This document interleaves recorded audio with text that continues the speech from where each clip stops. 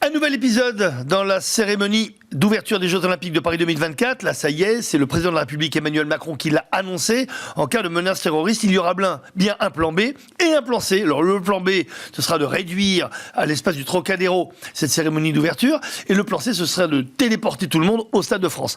Est-ce un échec? Est-ce un aveu d'échec ou au contraire une bonne idée? On va le voir en images. Il y a des plans B et même des plans C. Oui. Je vais être très clair avec vous. Ouais. Et on les prépare en parallèle. On a une cérémonie qu'on prépare qui serait limitée au Trocadéro, par exemple. Et donc, on ne ferait pas toute la scène si on se dit, si l'analyse permettait de... S'il faut restreindre le lieu. Exactement. Voire qui rapatrierait. Enfin, un plan B, enfin un plan C. Ça fait plusieurs mois déjà sur ce plateau que nous sollicitions les pouvoirs pour savoir s'il y avait une alternative. Rappelez-vous, il y a encore quelques semaines, c'était il n'y a pas de plan B. Ça voulait dire qu'on assumait parfaitement, moi ce que j'ai appelé le défilé croisière au bord des quais de Seine, entre le pont de l'Alma et le pont Alexandre III.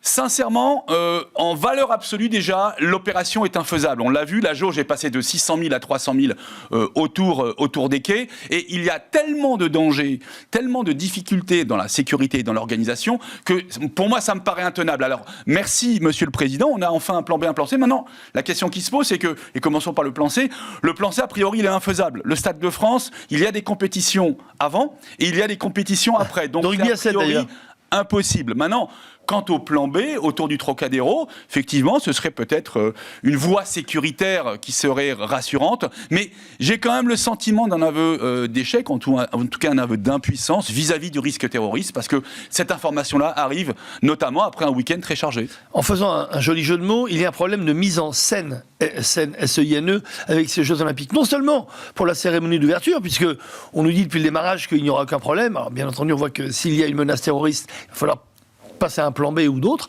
mais il y a aussi un problème sur la scène, c'est cette baignabilité. On a l'impression, moi je me demande, est-ce que la scène ne serait pas finalement l'élément un peu perturbateur de cette cérémonie Jeux Olympiques, et même des Jeux Olympiques tout court. Alors, parce que si on croit qu'on va faire nager des champions olympiques dans la scène, sujet, Franck, dans l'état dans lequel elles sont, on en a parlé dans l'édito précédent, mais je le redis, de le rappeler. Je suis militant maintenant. Mais moi je pense que lorsque il y a 5 ans avait été décidé de faire cette cérémonie d'ouverture, on l'a bien vu, le monde a changé en 5 ans.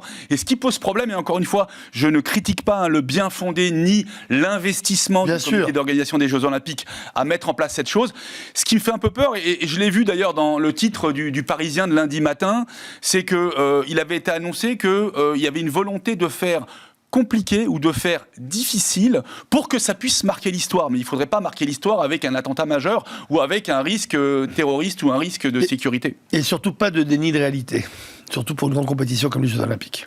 À suivre pour les plans B et les plans C pour la cérémonie d'ouverture.